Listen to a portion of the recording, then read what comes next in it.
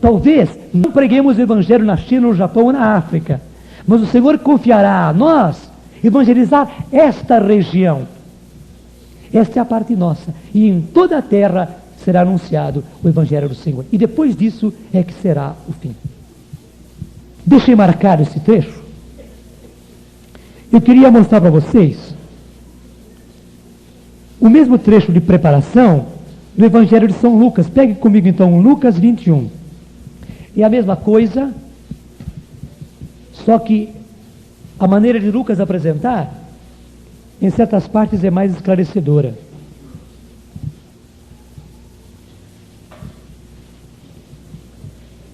Lucas 21, começa lá no versículo 5. A ruína de Jerusalém e o fim dos tempos. Nós podemos pegar no versículo 10. Lucas 21, 10. Disse-lhes também: levantar-se-á nação contra nação e reino contra reino. Haverá grandes terremotos por várias partes, fomes e pestes, e aparecerão fenômenos espantosos do céu. Não é estranho, né? Terremoto aconteceu semana passada. Semana passada estavam na missa na Itália, e o terremoto e as pessoas que estavam na igreja foram todas elas precipitadas. No Brasil, onde nunca se falou de terremoto, aconteceu terremoto em Fortaleza. Então não estamos longe disso, não. Versículo 12.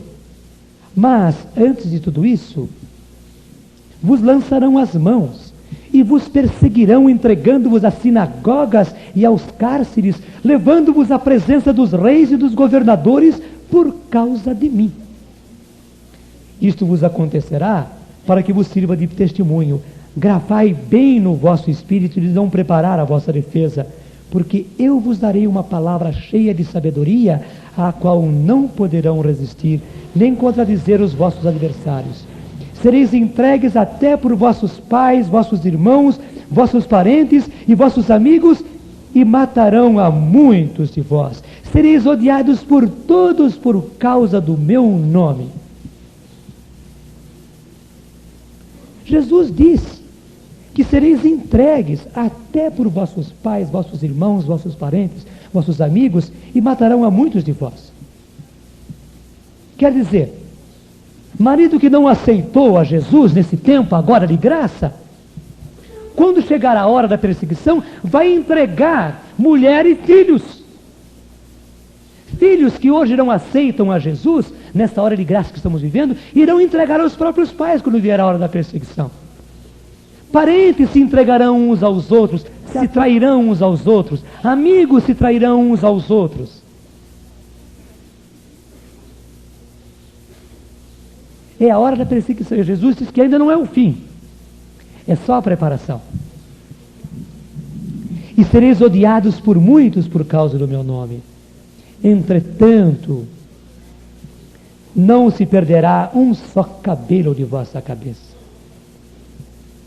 Claro, Jesus disse antes: até nos matar, nos matarão. Nos prenderão, nos farão passar por torturas. Mas como não vos tocarão um fio do cabelo? Quer dizer isso, ninguém vai tocar em vocês. Os que são meus, serão meus. Mesmo que acabem com o corpo de vocês, vocês são meus. Vocês são meus. E nenhum daqueles que são meus se perderá. Essa é a nossa confiança.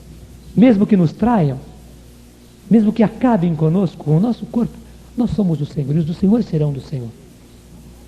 E termina: é pela vossa constância que alcançareis a vossa salvação. A mesma frase de Mateus. Lá ele fala em perseverança, aquele que perseverar até o fim. E aqui Lucas fala: é pela vossa constância que alcançareis a salvação. Voltemos ao Evangelho de São Mateus. Mateus 24, 15. Jesus disse que esse então não será o fim. Essa será apenas a preparação, né? Depois disso é que virá o fim. Mateus 24, 15. Quando virdes estabelecida no lugar santo a abominação da desolação que foi predita pelo profeta Daniel, o leitor entenda bem. Jesus disse que a gente preste atenção nessa profecia. Então, quando nós virmos a abominação no templo do Senhor, na igreja do Senhor, então os habitantes da Judéia fujam para as montanhas. Aquele que está no terraço da casa, não desça para tomar o que está em casa. E aquele que está no campo, não volte para buscar suas vestimentas. Porque vai ser a hora da grande tribulação. A hora da grande tribulação. Ai das mulheres que estiverem grávidas ou amamentarem naqueles dias. Rogai para que a vossa fuga não seja no inverno, nem em dia de sábado, porque então a tribulação será tão grande como nunca foi vista desde o começo do mundo até o presente, nem jamais será. Então, primeiro foi a preparação, até nós sermos entregues e prisioneiros e até mortos por causa de Jesus. Depois virá a hora da grande tribulação. E Jesus diz, aí no versículo 21, porque então a tribulação será tão grande como nunca foi vista desde o começo do mundo até o presente, nem jamais será. Se aqueles dias não fossem abreviados, criatura alguma escaparia, mas por causa dos escolhidos, aqueles dias serão abreviados.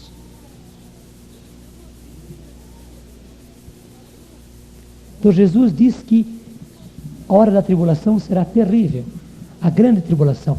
Gente, se Jesus disse que guerras, rumores de guerra, fomes, terremotos, cataclismas em toda a terra, desgraças na face da terra, e depois nós sermos perseguidos, e sermos levados aos cárceres, e sermos trucidados por causa do Senhor, é apenas o começo. E depois disso é que virá a grande tribulação, e ele nem quer dizer o que seja essa tribulação, é porque vai ser grande mesmo.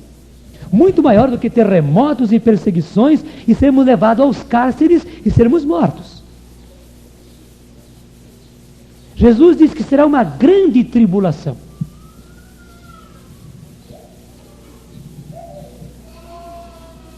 Ele diz no versículo 23, então se alguém vos disser, eis aqui está o Cristo, ou ei-lo acolá, não creiais. Porque se levantarão falsos cristos e falsos profetas, que farão milagres a ponto de seduzir, e se isso fosse possível, até mesmo os escolhidos. Eis que estáis prevenidos. Se alguém se pois vos disserem, vinde, ele está no deserto, não saiais. Ou, lá está ele em casa, não creiais. Porque como o relâmpago parte do oriente e ilumina até o ocidente, assim será a volta do Filho do Homem. Então Jesus quer dizer, na hora da grande tribulação, talvez muitos digam, o Cristo está aqui, o Cristo... Não creiam. Por quê? A vinda do Senhor será num momento. É como um relâmpago, como um raio. Assim como um relâmpago sai de uma parte e se espalha no céu inteiro até o outro lado do horizonte, num instante, diz ele, assim será a volta do Filho do Homem. Quando os homens menos perceberem, o Cristo estará e todos igualmente o virão. Porque um relâmpago que passa do céu, todos veem. Assim será a volta do Filho do Homem. No momento. Mas depois de todas estas tribulações, depois da grande tribulação. E Jesus conclui essa parte com uma palavra enigmática. Onde houver um cadáver, aí se juntarão os abutres. O que quer dizer isso aí? Onde houver um cadáver, aí também se juntarão os abutres. É o seguinte, vocês sabem que os abutres, que os urubus, não avançam num corpo de um animal, antes que esteja podre. Só quando a carne está em decomposição é que os urubus avançam. Então eles esperam, ficam rondando até que comece a apodrecer. Quando apodreceu, eles avançam. Mas quando apodreceu, não há um cadáver que se esconda. mesmo que seja no meio do mato, escondido, numa gruta, debaixo de pedras, num rio, em qualquer lugar, os urubus que estão aí por cima descobrem. Que estão longe, descobrem. Não são os urubus daquele lugar que descobrem. Não, o urubu que está rondando pelo alto, descobre. Eles têm um faro especial. Jesus quis dizer o seguinte: a vinda do Filho do Homem será desse jeito. Eu vou esperar até que a terra se decomponha. Eu estou dando tempo de misericórdia e de perdão. Eu estou esperando até que a terra se decomponha. Antes disso eu não vou intervir. Eu vou esperar. Mas, na hora em que a terra, que os habitantes do mundo começarem a se decompor, aí eu entro em ação. E aí eu entro mesmo e nada vai impedir a minha intervenção. Nada. Nem as orações dos justos vai impedir a minha intervenção. Eu vou esperar até a hora em que os habitantes da terra se decomponham. Mas depois disso ninguém vai me impedir de intervir. Versículo 29. Vinda inesperada do Filho do Homem. Logo após esses dias de tribulação, o sol escurecerá, a lua não terá claridade, cairão do céu as estrelas, e as potências do céu serão abaladas. Então aparecerá no céu o sinal do Filho do Homem. Todas as tribos da terra baterão no peito e verão o Filho do Homem vir sobre as nuvens do céu, cercado de glória e de majestade. Mas aí já será tarde. Todos nessa hora reconhecerão o Senhor. Todos verão o Senhor. Todos terão que dobrar-se diante do poderio do Senhor. Ele vem como rei, como Senhor, para a sua parousia. Vem. E as tribos de todo mundo baterão no peito, mas já vai ser tarde. Depois que o Senhor veio, não há mais tempo de salvação. Aí já é a hora da justiça. Vejam bem, o Senhor dá um longuíssimo tempo de misericórdia e de perdão. Mas na hora que terminar o tempo da misericórdia, Ele vai intervir. Então, como está escrito aí na palavra de Deus, logo após esses dias, 30, aparecerá no céu o sinal do Filho do Homem. Todas as tribos da terra baterão no peito e verão o Filho do Homem vir sobre as nuvens do céu, cercado de glória e de majestade. Ele enviará seus anjos com estridentes trombetas, e juntarão seus escolhidos dos quatro ventos, de uma extremidade do céu à outra. É lindo isso. Quando o Senhor estiver vindo, antes que Ele chegue, Ele vai mandar os seus anjos na frente com trombetas estridentes para recolher os seus escolhidos, para colher do meio dos outros homens os seus escolhidos. E é isso que nós... Quem são esses escolhidos? Já eu explico quem são esses escolhidos. Mas o Senhor diz que vai recolher os seus escolhidos. Ele vai arrebatar os seus escolhidos. É o que está lá na carta de São Paulo aos Tessalonicenses. Isso eu quero que vocês peguem, porque nós não sabemos nada sobre o arrebatamento. 1 Tessalonicenses 4, 13. 1 Tessalonicenses, capítulo 4, versículo 13. Os cristãos daquela época estavam assim muito preocupados,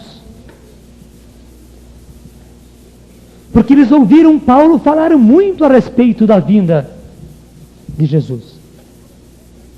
E pensaram, se o Senhor vem, o que vai acontecer com os mortos, coitados, os que já morreram?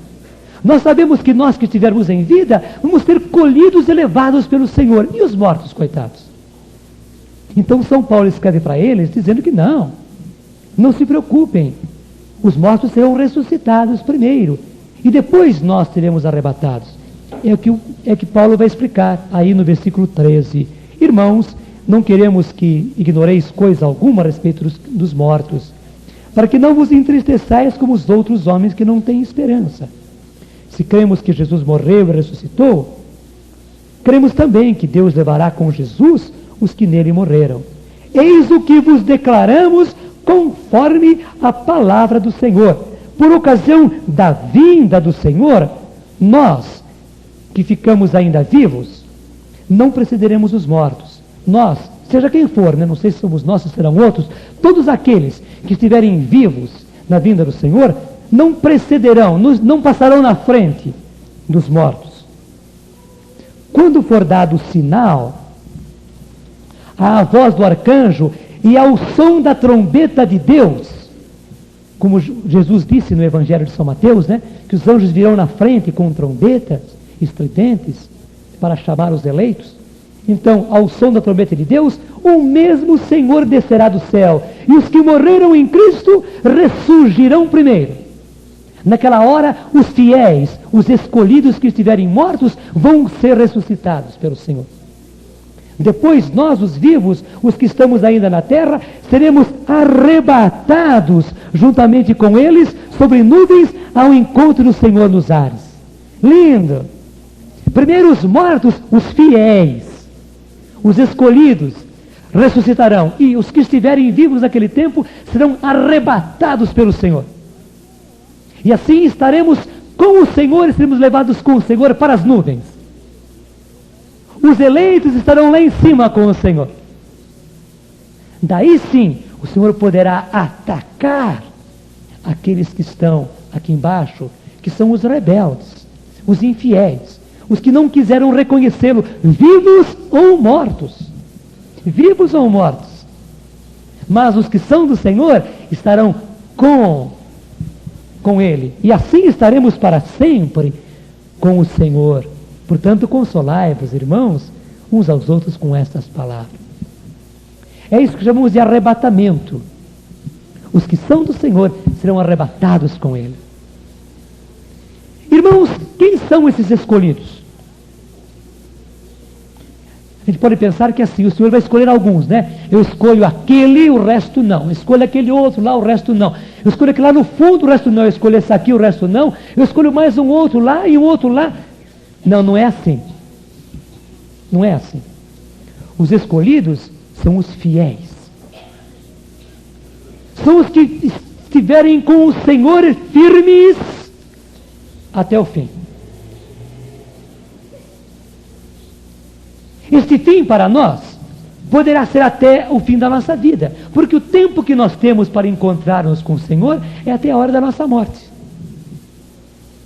Então os que forem do Senhor, realmente do Senhor, os que investirem a vida nele, os que crerem nele, aqueles que suportarem tudo por amor de Cristo, aqueles que forem fiéis ao Senhor, aguentando inclusive as gozações dos outros, e os que os outros pensam e os que os outros dizem, fiéis ao Senhor, estes serão os escolhidos.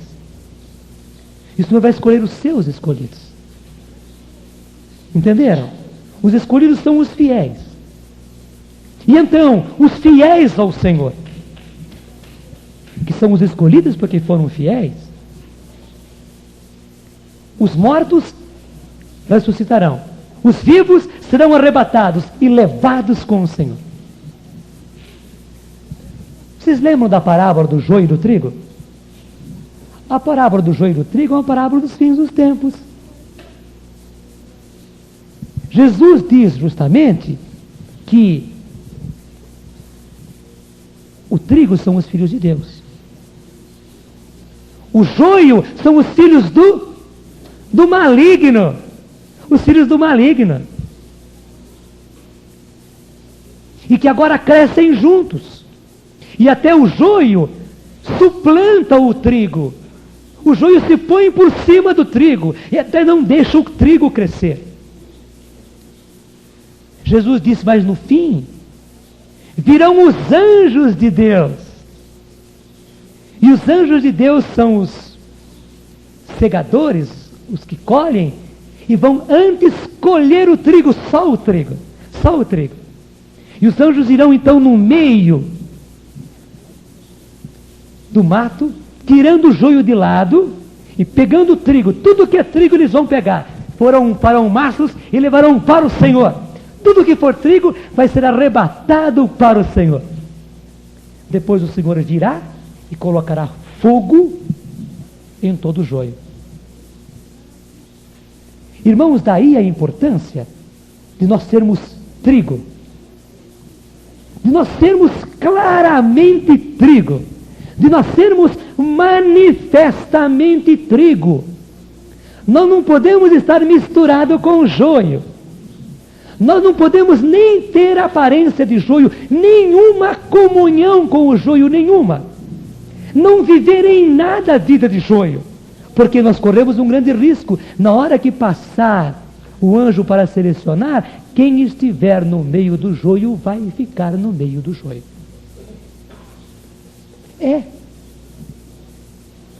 É por isso que o Senhor hoje chama os cristãos a serem manifestamente trigo. Dizendo e proclamando, mesmo que nos chamem de fanáticos, de exagerados, nós temos que ser agora manifestamente trigos. Se isso é fanatismo, temos que ser fanáticos assim. Se isso é exagero, temos que ser exagerados agora. Nós temos que pôr a cabeça para fora sobre o joio e gritar: nós somos trigo, nós somos do Senhor, nós vivemos para o Senhor e com o Senhor, nas leis e nos mandamentos do Senhor. Isso será salvação para nós. Os outros coitados que querem viver mais ou menos, não é? Que querem dar uma de bons com todo mundo, afinal das contas, né? Está tudo muito bem, aliás, que vivem a mesma vida do joio, igualzinho do joio, misturado com o joio, com os mesmos vícios do joio, com a mesma mentalidade de joio, assistindo aos mesmos programas, fazendo as mesmas coisas que o joio faz, falando com a mesma linguagem do joio. Esses coitados, quando vier a hora do Senhor, não serão colhidos. Não serão colhidos. Mas serão queimados juntamente com o joio. É hora de sermos trigo, manifestamente trigo. E esses serão os escolhidos do Senhor.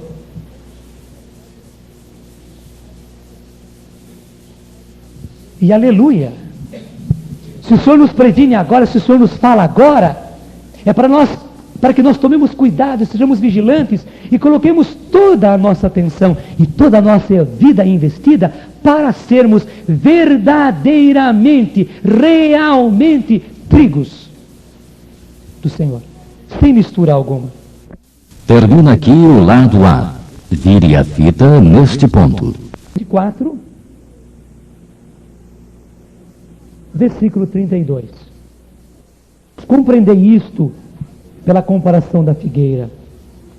Quando seus ramos estão tenros e crescem as folhas, pressentis que o verão está próximo. Do mesmo modo, quando virdes tudo isso, sabei que o Filho do Homem está próximo, à porta. Jesus mais uma vez diz para nós. Então, assim como todo mundo sabe, que quando a figueira e as outras árvores começam a desabrochar com os seus ramos, com os seus brotos, está chegando o verão. Da mesma forma de Jesus, quando vocês virem esses sinais começarem a acontecer, é porque está próxima a hora do Senhor. É porque o Senhor já está à porta. E Jesus está dizendo: eis que eu estou à porta. Eu estou próximo, estou muito perto. Eis que eu venho em breve, diz o Senhor. Nós estamos vendo todos os sinais. Seremos cegos se não estivermos vendo os sinais do Senhor.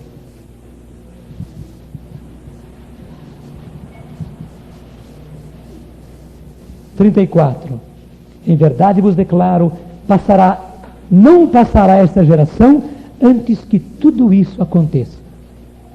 Jesus falou isso para os judeus daquela época, e naquela geração aconteceu a destruição de Jerusalém. Agora, nesses tempos, nós estamos assistindo a esses sinais dos fins dos tempos. E o Senhor diz: naquela mesma geração em que os sinais surgirem nesta mesma geração, a vinda do Senhor acontecerá. E se estamos assistindo a esses sinais, é porque o Senhor virá. Eu quero colocar aqui uma observação, que é a seguinte: os primeiros cristãos viviam em tanta expectativa da vinda do Senhor, que eles achavam que o Senhor viria naqueles tempos. Naqueles tempos. Eles até se enganavam. Não, o Senhor vem. E até alguns pais escreveram para Paulo perguntando: Paulo, nós deixamos as nossas filhas casar ou não deixamos nossas filhas casar? Porque o que adianta deixar as filhas casar se o Senhor vem logo? E Paulo escreveu: não, deixa as suas filhas casarem. Se vocês acharem que não é bom que elas se casem, tudo bem. Mas eles estavam assim tão preocupados com a vinda do Senhor, que até pensavam nessas coisas. Alguns até deixaram de trabalhar. Porque para que trabalhar se o Senhor vem logo? E Paulo os corrigiu, mandou: voltem para trabalhar. O Senhor quer que vocês ganhem o pão com o suor do rosto. Mas eles viviam assim. Alguns, menos avisados, lendo a Bíblia, dizem assim: bom, São Paulo se enganou. E São Paulo pregou que a vinda de Jesus era para logo, e por isso as pessoas daquela época acreditavam que Jesus viria naquela época. Mas ele não vem não, ele vai demorar muito para chegar. Não foi isso. São Paulo não se enganou coisíssima nenhuma. São Paulo pregou aquilo que Jesus pregou e queria que a igreja vivesse. São Paulo anunciou que os cristãos, que a igreja deve viver como se o Senhor viesse agora. Como se o Senhor viesse agora. E é por isso que os primeiros cristãos esperavam tanto a vinda do Senhor. Eles não se enganaram, não. Mas viviam como o Senhor queria que eles vivessem. Irmãos, muito mais para nós. Muito mais para nós. Porque nós estamos vendo, nos nossos tempos, todos esses sinais da Escritura se cumprindo. E vejamos bem algo mais para nós católicos. Gente, o que aconteceu em Lourdes? Nossa Senhora veio e falou a Bernadette, e através dela falou para toda a humanidade, que a humanidade fizesse penitência, que a humanidade se convertesse, que a humanidade rezasse, porque o Senhor estava prestes a derramar a sua ira sobre os homens. E faz muito tempo já. E Nossa Senhora falou a Bernadette que a paciência de Deus estava sendo muito grande, mas que não estava dando para aguentar mais. E então que os homens se convertessem, e que os homens rezassem, se voltassem para Deus, e deixassem credulidade, e deixassem a depravação. O que aconteceu em Fátima? Entre nós católicos, Nossa Senhora não apareceu para protestantes. Em Fátima a coisa foi mais severa ainda. E Nossa Senhora mandou aos 3 meninos, as 2 meninas e o menino de Fátima, que anunciassem para os homens a penitência, a conversão e a oração e a volta para o Senhor, que ela não estava mais aguentando o braço de Deus. E outras aparições de Nossa Senhora da mesma maneira.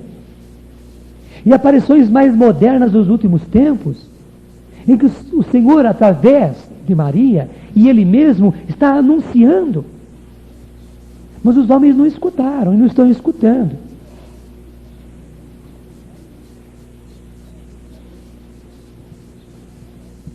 E então o Senhor nos diz: quando vocês virem todos esses sinais, é porque o Senhor está aí. O Senhor já está às portas. E depois de tudo isso que aconteceu, nós já temos a certeza. O Senhor já está às portas. Quando será, nós não sabemos, mas Ele já está às portas. Portanto, todo o tempo que nós tivermos é pouco para estarmos preparados para a hora do Senhor. Versículo 36. Quanto àquele dia e àquela hora, ninguém o sabe, nem mesmo os anjos do céu, mas somente o Pai. Assim como foi nos tempos de Noé, assim acontecerá na vinda do Filho do Homem.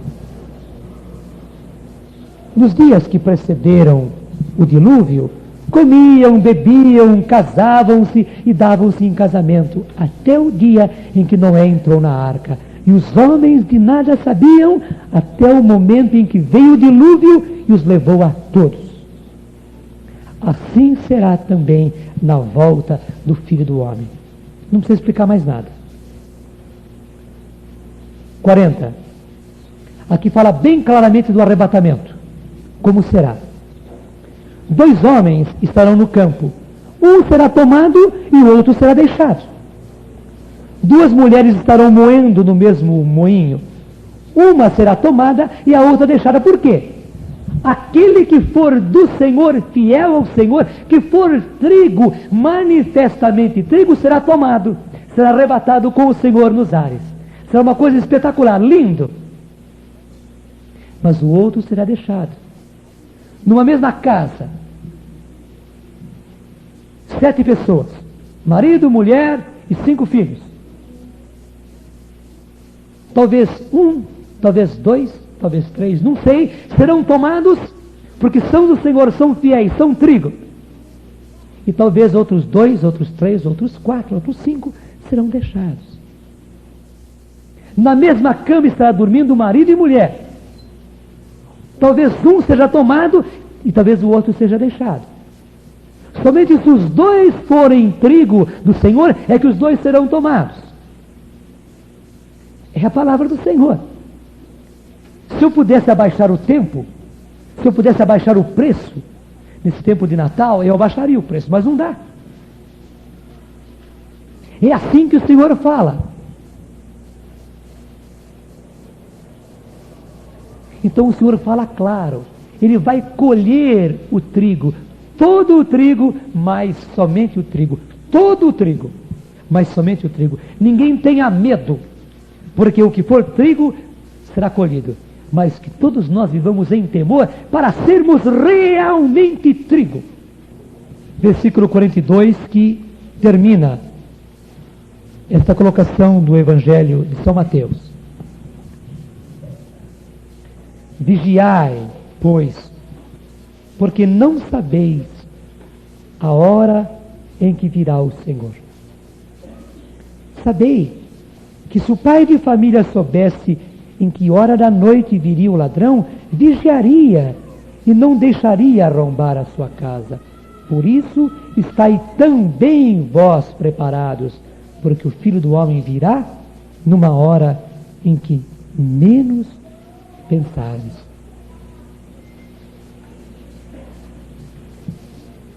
Irmãos, então tudo isso vem nos dizer que o Senhor nos quer preparados para a sua volta. Tudo isso vem nos confirmar que o Senhor felizmente vai colher o trigo e todo o trigo, mas que o Senhor vai colocar fogo em todo o restante. Não é que o Senhor esteja contra os homens, não. Ele não está contra os homens. Ele está contra o inimigo. O inimigo que usurpou as possessões de Deus. O Senhor está contra o inimigo que depravou os filhos de Deus. E o Senhor então vai expulsar o inimigo da face da terra. É contra ele que o Senhor está se invectivando.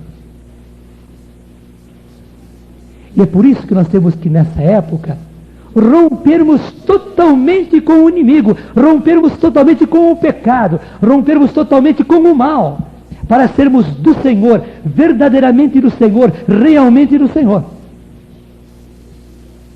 Porque aqueles que estiverem pactuando com o inimigo, em aliança com o inimigo, vivendo à maneira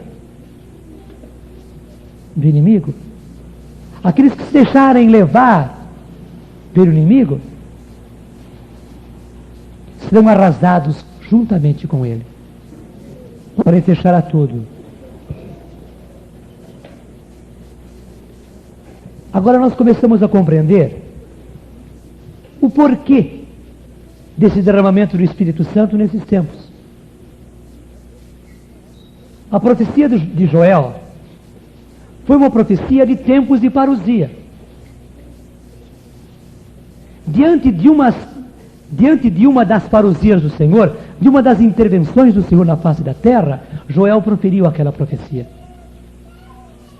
Que derramarei nos últimos tempos, derramarei o meu espírito sobre toda a criatura. Vossos filhos e vossas filhas profetizarão, e tudo aquilo que nós conhecemos. E que São Pedro retomou no dia de Pentecostes, dizendo: hoje está se cumprindo aquilo que Joel já dizia. Porque estamos também numa parousia, hoje o Senhor está derramando em abundância o seu Espírito. Como eu expliquei, mesmo no Antigo Testamento, antes de cada um dos 2 exílios do povo judeu, o Senhor derramou o seu Espírito e muitos profetas foram levantados e falavam no poder do Senhor, inspirados pelo Espírito Santo.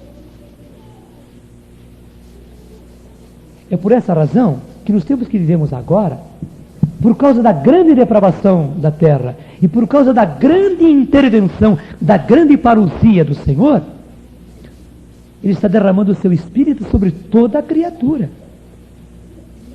E por que o Senhor está derramando o seu Espírito sobre toda a criatura? Porque, irmãos, diante dos falsos profetas que diz aí, que seduzirão a muitos, que enganarão a muitos, nós não vamos conseguir vencer ou superar se não estivermos firmes e cheios do Espírito Santo, se não tivermos a sabedoria do Espírito. Na hora da perseguição, quando fomos perseguidos, caluniados, presos, levados ao cárcere, julgados, jogados em prisões e trucidados, nós não teremos força se não estivermos cheios do Espírito Santo. Não teremos. Nós seremos os primeiros a debandar e a fugir.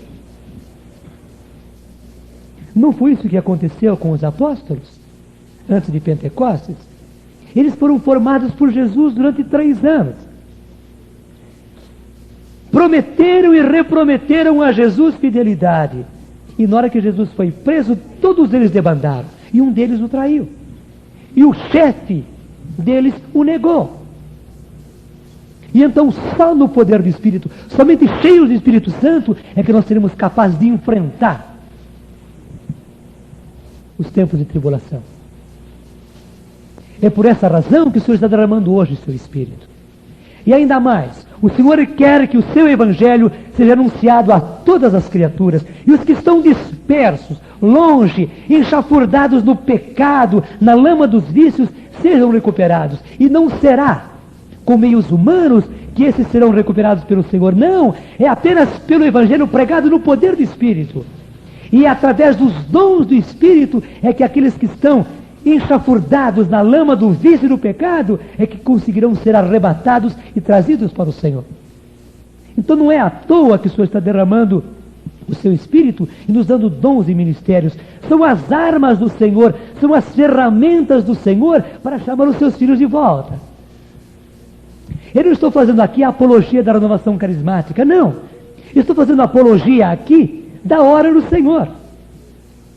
A renovação, queiram ou não queiram os homens entender, não é mais um movimentinho dentro da igreja. Não é. Ela está além de qualquer movimento, que são bons. Mas o Senhor hoje quer renovar a tudo. Todos os que estão em movimentos e os que não estão em movimentos. Ele quer que aqueles que são do Senhor se encham do Espírito do Senhor para poderem aguentar os tempos que virão. E poderem ser aptos no trabalho do Senhor para a recuperação dos irmãos. Para que não se percam aqueles que são do Senhor, aqueles que foram salvos pelo sangue do Senhor. E essa é a causa da renovação que está acontecendo na igreja. Essa é a razão pela qual o Senhor está derramando o seu Espírito. E felizes de nós que estamos vivendo esse momento. Então, ser batizado no Espírito Santo hoje não é um luxo, é uma necessidade. Ser cheio do Espírito Santo e viver uma vida plena do Espírito, cada vez mais se enchendo do Espírito, não é luxo espiritual, é uma necessidade. E infelizes daqueles que se colocarem refratários à hora do Senhor. Infelizes daqueles que não aceitarem a hora do Senhor. Não é aceitarem a nós, Não é aceitarem a nossa pregação, não é aceitarem um movimentinho, não, é aceitarem a hora do Senhor. Infelizes aqueles que não aceitarem, porque não terão força, não terão resistência para suportar os dias que virão, e não terão o instrumental, as ferramentas, não terão as armas para realmente trabalhar na recuperação dos irmãos. Porque infelizmente o mal, o inimigo, fez estragos em toda a humanidade, também na igreja. O inimigo fez terríveis estragos, e somente com as armas do Espírito, os dons dos ministérios do Espírito, é que nós conseguiremos recuperar aquilo que estava perdido. Amém. Louvado seja o Senhor. Cassetes Canção Nova, uma produção Davi, Departamento de Audiovisuais da Fundação João Paulo II.